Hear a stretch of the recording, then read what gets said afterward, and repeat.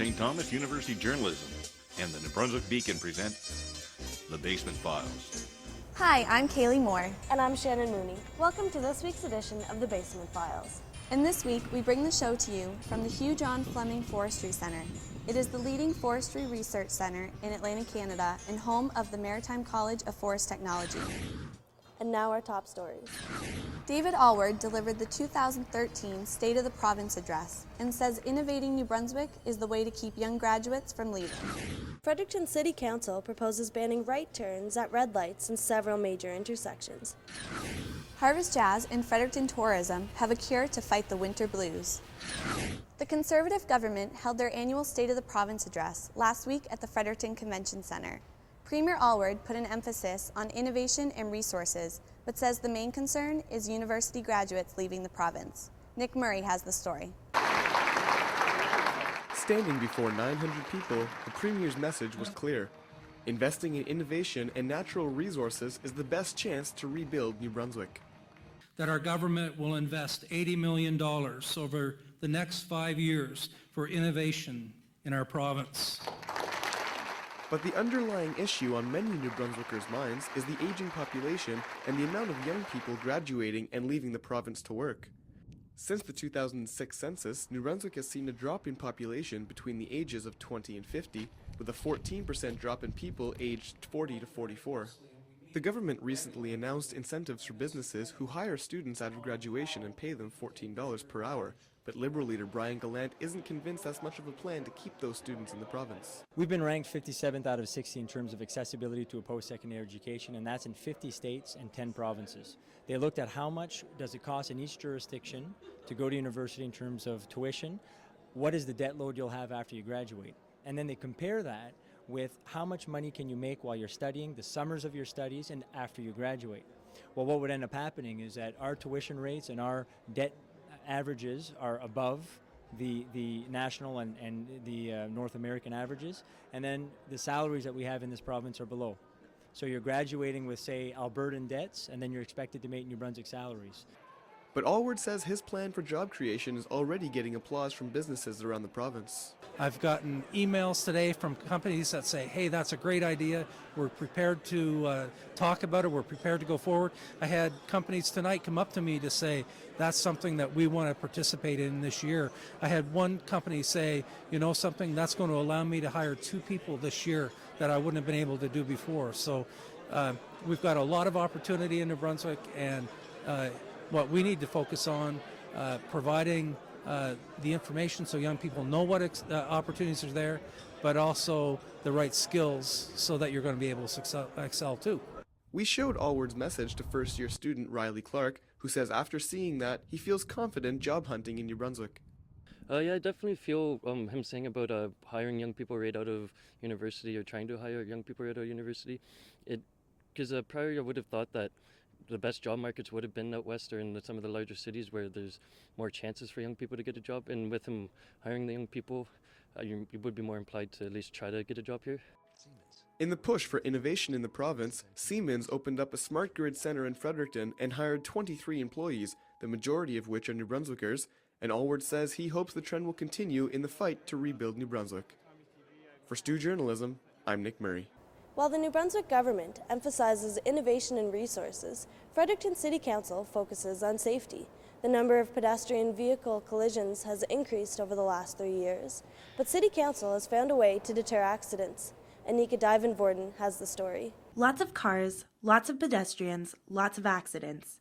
Pedestrian vehicle collisions have risen by 10% a year over the last 3 years in Fredericton. City Council wants to reduce these numbers. Now, a proposal to ban right turns on red lights is in the works. Although the goal is to improve public safety, the public is unsure. I don't think it's that great of an idea. People would stay more alert when they're driving, and also pedestrians be more alert too, watching both ways before they cross the street shouldn't be a problem. City Councillor Greg Erickson says the public reaction has been more negative. He says they don't understand how much work goes into a project like this. Knowledge must always come before judgment. Given the information that people had, I think people were initially quite shocked and outraged and didn't understand the value of doing something like that. The proposal is currently in the engineering phase, the first phase of 3. There is still a public education and enforcement phase that must be looked into before the project can be approved by council. Some people say as long as drivers stay cautious, there's no need for new proposals. I think they should keep it that way. I think they should always have a turn on a red light, but you just need to be a more careful driver. But I think those inattentive drivers are already there, and I don't know if that's going to make much of a difference for them, except maybe even causing more problems, because they're not going to be attentive to that either. But it's not always the drivers at fault. Pedestrians make mistakes too. The goal of the proposal may be to improve pedestrian safety, but pedestrians must also work towards keeping drivers safe. Erickson says he's anxious to see the results. A project like this needs facts and figures. It's all too easy to just take the temperature of our constituents in a non-scientific way and make decisions, but sometimes you have to measure things and do the math before you really know what your options are. The proposal is still in the engineering phase. There's lots of work that needs to be done before it is implemented. We'll see if the public reaction changes as the work proceeds. For STU Journalism, I'm Anika Divenborden. As Fredericton debates over red lights, Harvest Jazz and Blues lights up the stage at their annual winter series. The festival hopes to jazz up the spirit of Fredericton and cure the winter blues. Nicole Vare has more. Officer Square is host to many events throughout the year in Fredericton, and the winter months are allowing people to lace up their skates. The sights are much different in the summer, when Harvest Jazz and Blues hits the stage and fills downtown Fredericton for a soulful festival. That soul is returning this winter to help people fight the winter blues, as Harvest teams up with Tourism Fredericton for a winter series. Erin Keating is the administrative coordinator for the festival. She says this is the 10th year for the winter series, and it continues to grow each year. Every year we get more and more people saying, I had no idea that you did this, but then once they know, they start coming back year after year. So every year we see growth in our audience, and it's hard to get people out in winter sometimes, you know, so we don't expect huge things, but it's really encouraging to see that every year it grows a little bit more. Downtown Fredericton hopes to see that growth as the winter series kicks off. Stacey Russell works for Fredericton Tourism and explains how Harvest brings people to the city from all over Atlantic Canada. Harvest takes over the entire city for September. You can see it in the restaurants, the music notes downtown on the sidewalks, but it's embraced by the entire community. People in the community like Ross Kinney, who works for Harvest and has enjoyed the festival for years. He says the winter series is a great way to fight the winter blues.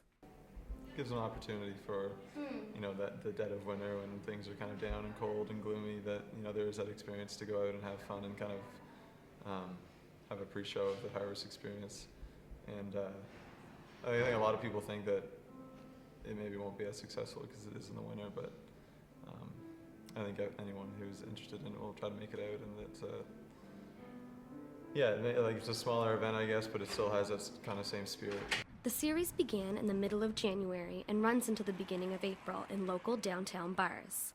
As people in Fredericton continue to bundle up to face the winter weather, Harvest Jazz and Blues hopes to help the capital city fight the winter blues. For STU Journalism, I'm Nicole Vare. In other news, the 37-year-old New Brunswick man charged with attempted murder appeared in court on Monday without a lawyer. The judge postponed the bail hearing until February 18th. Benjamin Nason of Beaver Dam, New Brunswick, remains in custody. Join us after the break as we look into New Brunswick Sports Hall of Fame nominations and what you might not know about rats. Stay tuned. Did you know that 60% of first-year students receive a scholarship from St. Thomas University? Scholarships are awarded for different aspects of student life, from academics to leadership to community involvement, and bursaries for students who require assistance. For more info, visit stu.ca. Welcome back.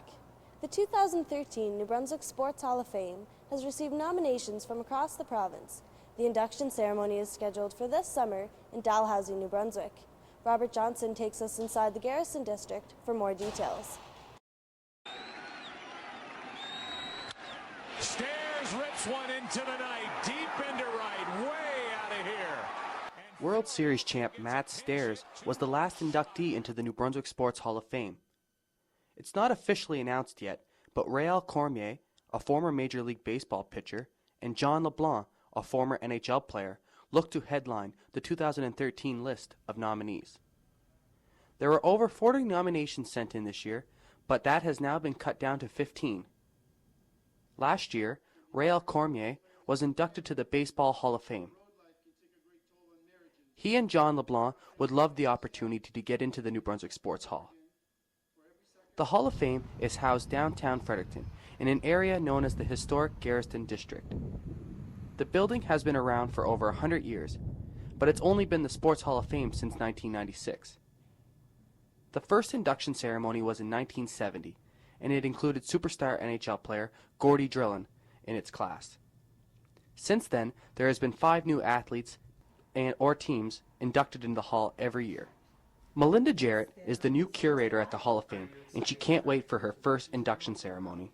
Well, from what I hear, it's quite a ceremony, and there's a lot of work that goes into it behind the scenes, of course, which most people don't realize. And this is going to be my baptism by fire, I guess. I'm not going. I'll be learning as I go, but I have great leadership with our director, Jamie Wolverton. There are 4 categories in which the athlete must score in to get inducted into the Hall: contributions to sport in New Brunswick, the degree of difficulty encountered in achieving success, the consistency and dedication to sport, and team characteristics. Communications Director of the Hall, Alex Nowicki, explains. From what I've seen of the nominations, there's a lot of great talent, great people who have been nominated, so I think it's going to be one to remember for sure. The Hall of Fame is closed to the public during the winter months, so the staff can spend their time going through the nominees and preparing themselves for the induction ceremony. It's going to be a tough task to live up to last year's induction, where Matt Stairs, World Series winner, was inducted in front of a large audience at the Fredericton Inn. The Hall's collection has 659 individual inductees from 34 different sports. The 5 new ones will be announced in March. For STU Journalism, I'm Robert Johnson. New Brunswick athletes look forward to the Hall of Fame induction ceremony, but for now, they focus their efforts on raising money for the Breast Cancer Association. CIS Women's Basketball held their annual Shoot for the Cure campaign over the weekend. Justin Cook attended UNB's Think Pink fundraiser and has more. Anybody can do it. It's easy. Varsity Reds fans were reminded throughout that the evening was about more than just basketball. The UNB women's basketball team was decked out in pink jerseys shooting a pink ball at Friday's game. Most of the crowd even put their best pink shirts on. Raffle tickets were sold in the lobby of the Curry Center before and during the women's and men's games. People could enter tickets into a draw. There were a variety of prizes from mittens and stuffed animals to everything else that could be made in pink. 50-50 tickets were also sold throughout both games. Breast cancer survivor Carla Rasmussen received a standing ovation during halftime.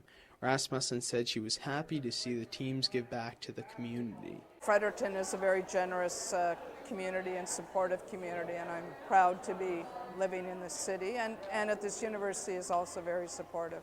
UNB women's basketball coach Jeff Speedy moonlights as the chair of Shoot for the Cure. When Shoot for the Cure was created 7 years ago, Speedy decided to spearhead the program.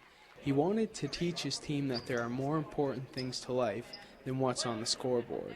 Thousands and thousands of women in Canada being diagnosed and unfortunately losing their battle to breast cancer every year. So if we can raise awareness so that those women get tested and get treatment early so they lead longer lives, that's great. And if the money we raise finds a cure one day, that's even better, obviously. Several UNB staff and athletes got their hair cut for Locks for Love, an organization that provides wigs for cancer patients. Even Speedy's 9-year-old daughter, Kylie, took part. I wanted to help kids my age that had breast cancer and didn't have much hair, so they could have more hair. The festivities concluded during Saturday's men's hockey game. The players wore pink leggings to mark the occasion. The UNB women's volleyball and soccer teams have also raised money for the cause. Shoot for the Cure has raised over $500,000 to combat breast cancer in the past 6 years. For STU Journalism, I'm Justin Cook. Not only are UNB students shooting for the cure, they're also polar dipping for the IWK. For the past 23 years, students have been jumping into waters in freezing temperatures to raise money for the Maritime Hospital. 51 students took the dive this year, and Bronte James spoke with some of them. Polar dippers dressed up in their craziest outfits, and some stripped down to their underwear to help raise money for the IWK in Halifax. The polar dip has become a long-standing tradition with students and a great way to support a great cause. People gather every year to see who's crazy enough to jump in the freezing water, and some prepare to get cold as others try to stay warm. I'm kind of hoping it'll be one of those things where you don't even, like, you don't feel it. Like, it's just, it happens and then it's over. That's not what I've heard, though. I've heard it's kind of the worst and then the best, so. In the past, the university covered the cost of the dip, but this year they wouldn't put up the cost of the $4,000 event, and it came close to not happening. A new policy states residences will only be receiving $500 towards fundraising events. Event organizer Giselle Kahn pulled her house together and raised enough for the dip. We pulled together as a house. We explained to our whole house what happened, just like we lost funding, and we really just started fundraising a lot, just like the little things. We went out to the mall, we did face painting, we did a lot of bake sales at the sub, we did a trivia night at the cellar. Just all the little things really just added up, and we got the money. UNB students have another year to warm up before they jump right back in. For STU Journalism, I'm Bronte James. Research in Motion launched the BlackBerry 10 last week, but phones only became available for retail sale Tuesday. BlackBerry stocks dropped the day after the launch, but the company is confident their new touchscreen and features will reach beyond their current users. The new phone hits the US in March, and BlackBerry hopes they've created a smartphone competitive with products like these. The new BlackBerry isn't the only thing you can hold in your hands. More and more pet owners are choosing rats as companions. Caitlin Dwaron reports on the perhaps misunderstood rodents. Rats, an animal people generally don't want to find in their home. They just gross me out. I don't think it's for me. It's not something I don't think I would enjoy. Kind of creeped out by rodents. They're gross and dirty. I think they're just creepy looking. They're just something not made for the house. However, that attitude towards rats is changing. The sale of pet rats has been rising. Pets Unlimited Fredericton says they often sell out of the rodent. They say rats are ideal pets because they are loving social animals and, contrary to popular belief, clean. Meet Charlotte and Sandy. They are owned by St. Thomas student Erin Jackson. She bought them because she wanted pets she could play with. That's why I got rats, because a lot of people compare them to dogs because they just love you so much and they'll cuddle up with you. And they're fun to play with. I mean, they'll do anything. Rats can also be trained to do things like respond to their name, perform tricks, and even use a litter box. Jackson says Charlotte and Sandy are not violent animals, and they get along well with their cat Jim. But erasing the stigma is still hard, and Jackson finds it discouraging when friends insult her beloved pets. When I told them I got a rat, of course their reaction was like, why would you ever get a rat? That's so gross. And it bothers me because they're so cute.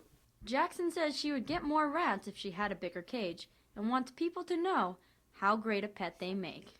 There is definitely a stigma behind rats. Like everyone, as soon as you say the word rat, people snarl their nose up, you know what I mean? But once you, those are like sewer rats and stuff, but once you get to know them, it's like you realize how awesome of a pet they are, because every person I've known that has had a rat has talked about how great of pets they are. Although rats are becoming popular pets, the stigma to the name is still there, so I'd suggest you meet one before you judge them. For STU Journalism, I'm Caitlin Dwaron.